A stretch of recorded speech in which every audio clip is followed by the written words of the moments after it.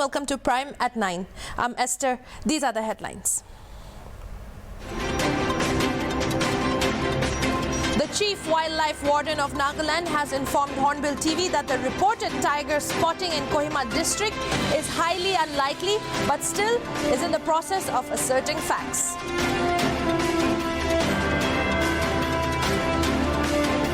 Senior leader and steering committee executive member Waringam Horam passed away today after a prolonged illness at Zion Hospital in Dimapur.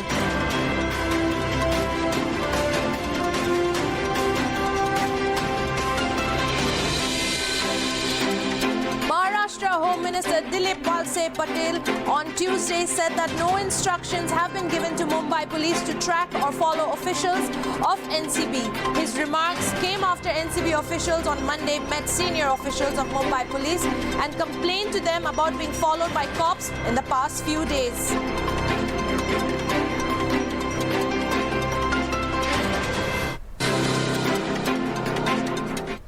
Now for the news in details. A high-ranking government official of the Power Department has attributed defective bills as one of the reasons for the loss of revenue in the power establishment.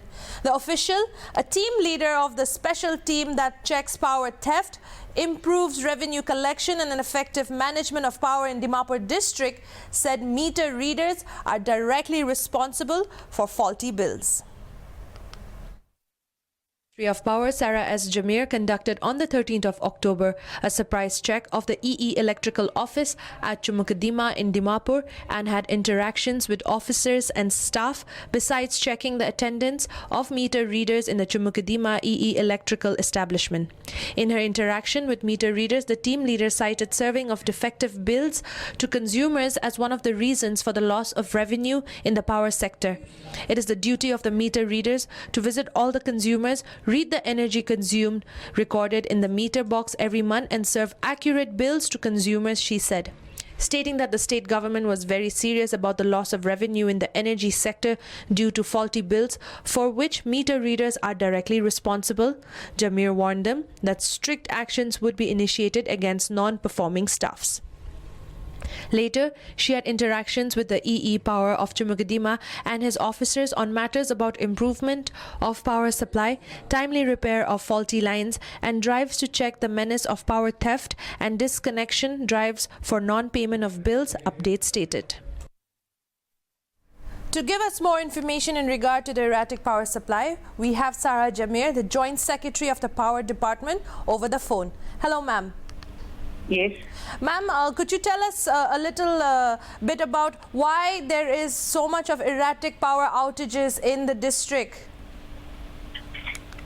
Actually, it presents the erratic power supply is not only in Nagaland, but this is a universal crisis, and even we have read in news that even Delhi is going through this power crisis. Yes. And there is two solutions for this. One is within our hand, whatever we can do to, there's a solution that is within our hand to rectify it.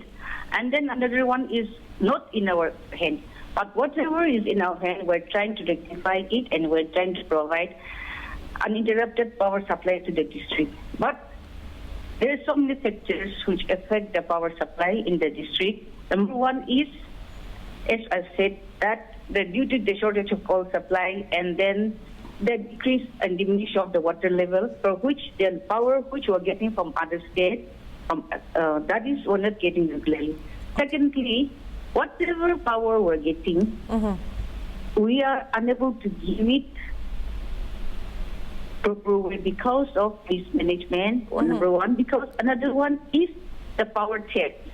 Yes. And power theft is contributing a lot for the erratic power supply.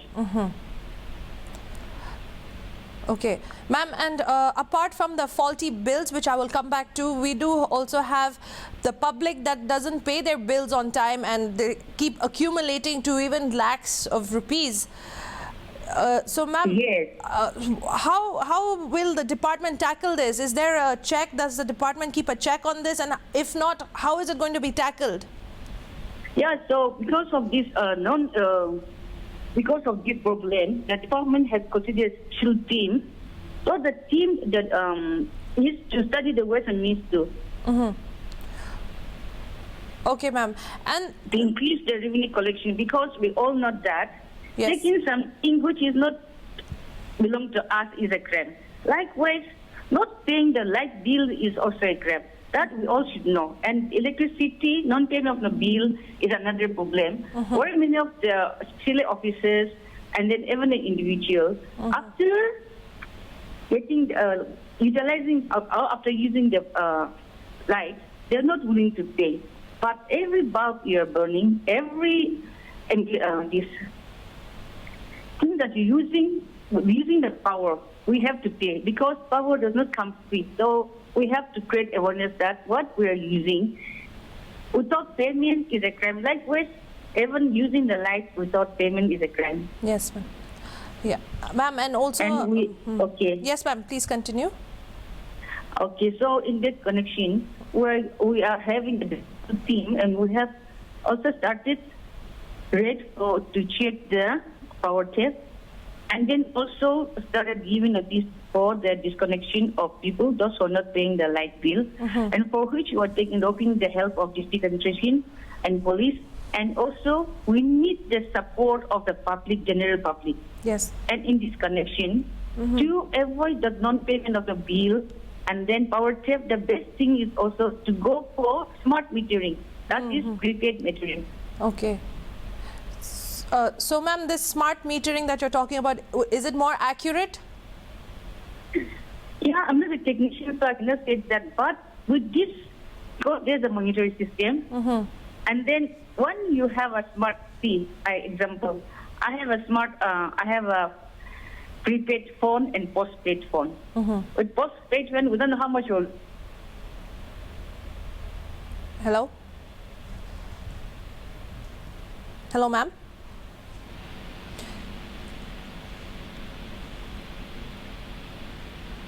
Hello? Hello?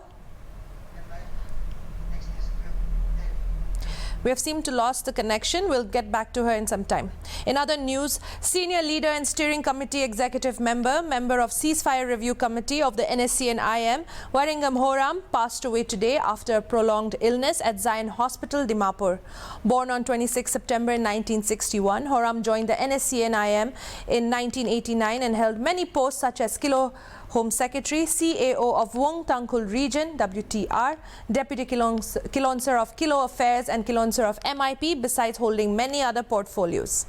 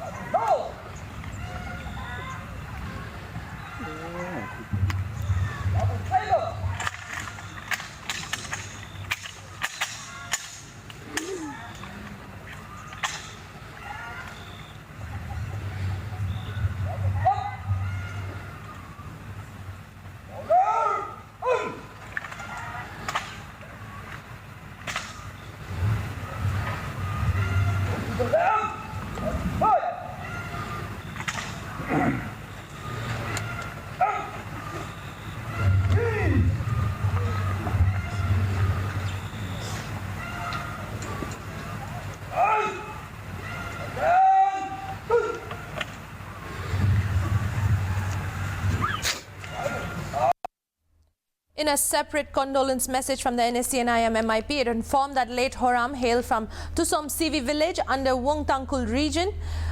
We have lost a great, charming and courageous leader, a role model with a big-hearted commitment and dedication for the Naga nation. Besides being an upright leader, he was noted for discharging his national duties with remarkable zeal and fidelity.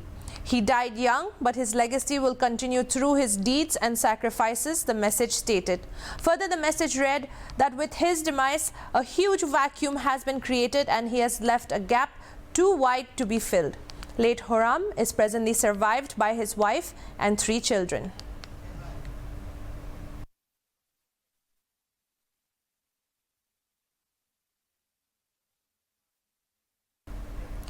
Coming back to our previous conversation with Sarah Jamir, the Joint Secretary of the Power Department, we have her back over the phone.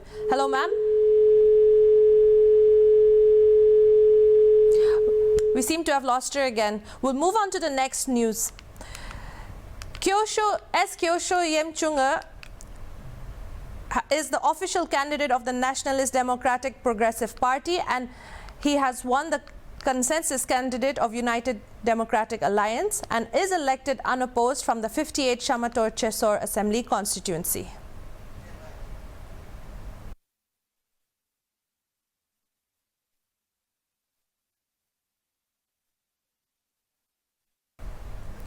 Maharashtra Home Minister Dilip Walse Patil on Tuesday said that no instructions have been given to Mumbai police to track or follow officials of Narcotics Control Bureau. Speaking to reporters, Walse Patil said he has no information about any central agency is being followed and no such instructions have been given to Mumbai police.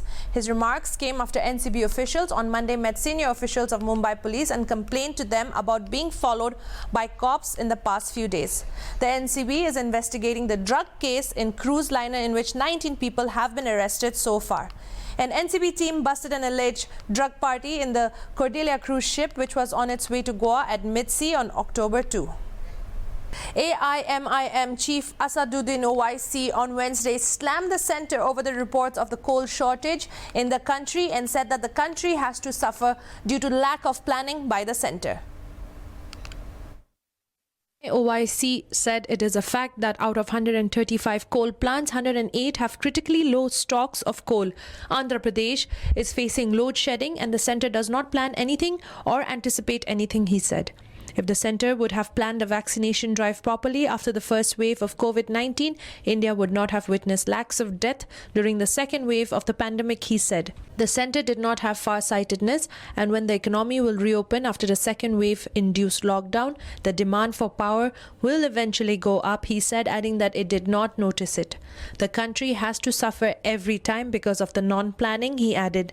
Amid growing concerns of depleting coal stock in the country, Union Home Minister Amit Shah held a high-level meeting with Power Minister R.K. Singh, Coal Minister Prahlad Joshi, along with top officials of both the ministries in the North Block on Monday. The meeting also saw the presence of top officials of National Thermal Power Corporation Limited. Delhi Chief Minister Arvind Kejriwal on Monday said many chief ministers have written to the central government about the critical situation at power plants due to a coal shortage. The chief ministers of Punjab, Chhattisgarh, Delhi and Andhra Pradesh have written to Prime Minister Narendra Modi seeking to increase the supply of coal and gas to power plants supplying electricity in their respective states. With the aim to help reduce dropout rates of students from lower income groups and also give an opportunity to underprivileged students to clear the high school leaving certificate, the AO Students Conference or AKM has been providing free coaching classes for the past 24 years. The free coaching class was started in 1997. This year too, the AKM launched its free coaching classes at their conference hall on Wednesday. A good number of students have benefited from the initiative, and the number of students enrolling for the classes has been steadily increasing every year. This year, more than 30 students will undergo coaching classes on various subjects to appear for their coming metric examination. The AKM is hopeful that volunteering teachers, the pillars of the coaching class, will guide the students to clear their examination next year. Mokchong Extra Assistant Commissioner Zerutso, who spoke at the program, lauded the AKM and teachers for their noble initiative. He thanked the teachers, stating that their reward will not be monetary gain but a greater reward in terms of making a better society. The official advised parents to continue their constant support and encouragement by providing a good study environment for the students. Further, the EAC reminded the students that their decision to enroll in this program is the first step towards reaching their goals.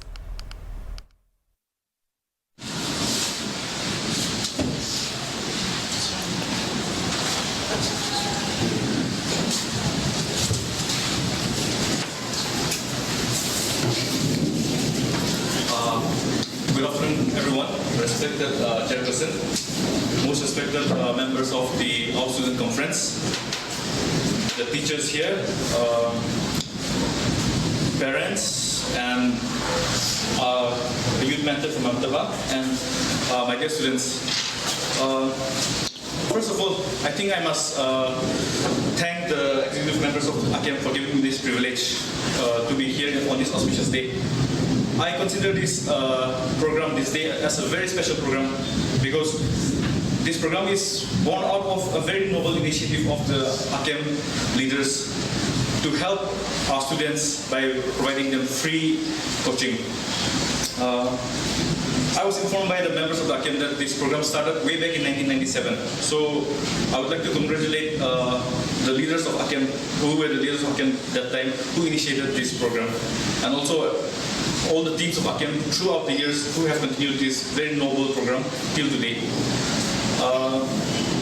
Firstly, coming to the teachers, you are doing this voluntarily and without any personal profit. You are providing your services. So for that, I have my highest respect for you. And though your reward will not be in terms of monetary gains, I'm sure you will be richly blessed by God. The parents that are here today, thank you for coming and encouraging your children. As they start this coaching and as they start their preparation for the next year exam, your constant support, your encouragement will be needed.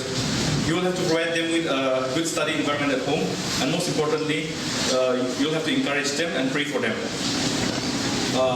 Now coming to our students, the most important people here today, your decision to enroll yourself in this program today is the first step towards reaching your goal. So I congratulate you all for enrolling here. And I will not tell you cliches like failures are the stepping stones of success. No, we have all heard that and we all know that. But what I want you to remember today and know today is that all the successful people around you, be either be businessmen or entertainers or government officials, every successful person that you know today, they are successful not because they have not failed, but because in spite of their failures, they have worked hard and they have overcome their failures. They did not allow their failures to stop them from achieving what they want. So likewise, all of you should also be brave and then boldly face the challenges that come your way, and you should work towards achieving your. Regular classes will commence from October 14 from 1 p.m. and the coaching classes will be different from school environments, but rules and regulations will be stricter than those in the schools, said one of the AKM officials. That's all for the news. I'm Esther. Keep watching Hornbill TV.